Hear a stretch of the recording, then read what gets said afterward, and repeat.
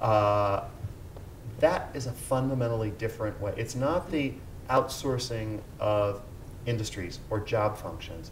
It's the passing back and forth of chunks of the same task. Yep. And technology is really enabling that, and it's working. For us, it is working phenomenally well to take the repetitive parts that you don't want to do and have somebody else do at a much lower cost in a much lower environment costs rather than the high overhead you have here. I'm amazed at how much progress we have made as an organization in doing that, and what it means in terms of the speed. It's not the cost reduction, it's the speed, because work never stops. You had a question? So it seems like those websites give away their services for free and then make money through targeted advertising. But do you think there's any other sustainable ways for them to monetize what they're doing? Like, do you think people will ever pay for those services?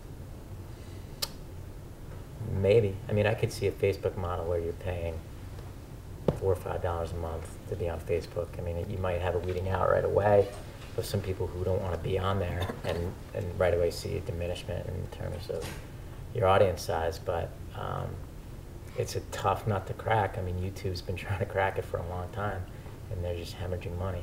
And it seems that in terms of video on the web, the people that make money are professionally produced content right now, or something that's so cheap to produce that you can actually sell advertisement against it and gain a revenue on it.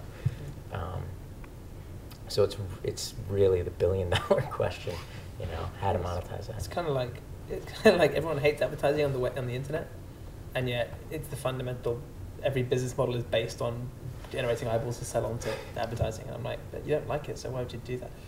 I think the problem is that we tend to lock our brains into these weird binary things where either you get content by buying it, like, you know, DVDs or something, or you get it free and ad pays for it. And that's kind of what's happening now with Dilla and Murdoch saying, we're going to make you pay for our content, because that's the media model they understand, and their brains are like, that dichotomy is completely unnecessary. I think you can find different things to pay for. Rather than just the service or the content, you can find ways to sort of, you know, Basecamp is a great example. The first bit's free, but to get the next level of servicing and the more storage, you pay for that. It's like crack. Right, yeah, that's it's like, yeah. Or like, first one's free, buddy. One of the things YouTube's trying to do is they'll let you, so certain universities are being able to buy high-res downloadable versions of the content on YouTube. So what are you paying for? The content? Not really, you're paying for making it useful. And that, I think, is where all the new business models are going to be. How do I make stuff more useful? Because the content's all there, but like finding it can be hard, increasingly will get harder. And knowing when I want it, based on the context of what I'm doing, I'll be willing to pay for that as long as it's there when I need it. But there's a lot of different scope for different models, I think. So, I mean, I think some of this stuff is interesting because if I look at sort of an organization and you have some department, you have like HR. HR, how do they justify the existence? It's sort of this indirect way of getting talent, but the salespeople get paid when they go out and sell stuff. And I feel like a lot of media is in this sales model where, you know, do something and then get paid for doing this thing. You can't justify your existence if it's like indirectly related to what we do to make money. So an example, spent some time policing peer-to-peer networks, and I say policing because that's literally what we were doing. And so if you know anyone who got sued, that's part of what our company was enabling. So I'll take responsibility. Nice. But on the record, but you know what's interesting about that is so the people who paid us to do that were basically trying to enforce, you know, we deserve to be paid because we have set up a whole legal framework and intellectual property and all these other things, and we are owed this money. You are stealing from us. And then there were a few groups of people. You'd walk into the room and they'd say, "Hold on a second, wait. So you guys have all this data? So you're a marketing company." Ah, that's interesting. So we noticed that in Latin America, we have this one guy in our lineup who is getting tremendous downloads. Why don't we go and have a concert there? Like, we didn't even know that this guy was popular there. And so in some instances, people are like, I need to go and sue people so that I can take my money from them. And then other people are like, hold on a second, this is free promo. Like, people are sharing this stuff and we didn't spend any money to do this. Let's go and make money with live events. And I think that's what's happened to a lot of the good parts of the music industry is you can go and see more concerts and they are better and they're easier to find out about because it costs less for those people to get out, you know, and become known.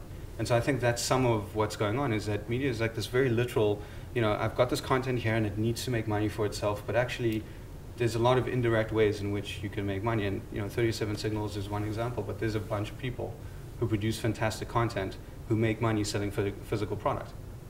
Right? I mean, I think soap operas sort of started out that way, right? They were sort of a placement, you know, they were the entertainment. And I think we're going back in some respects to that model, is that I'm going to sell you soap. You may not ever see an ad, but I'm going to entertain you or do something or put it in, and, you know, it's an interesting time.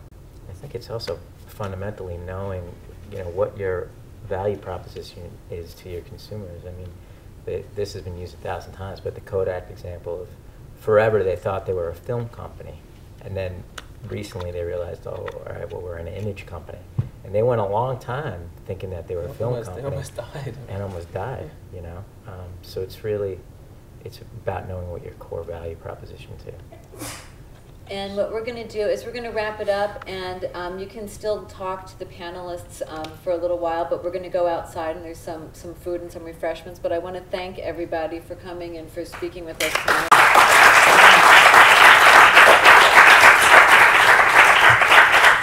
And I want to thank Matt for organizing all of this.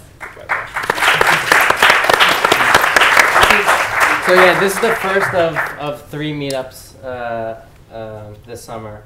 And so you guys were part of Making History Day, so thanks for that. We're doing ones in LA and San Fran with other Penn students and trying to show them the way. So yeah, this is the East Coast. Yeah, yeah.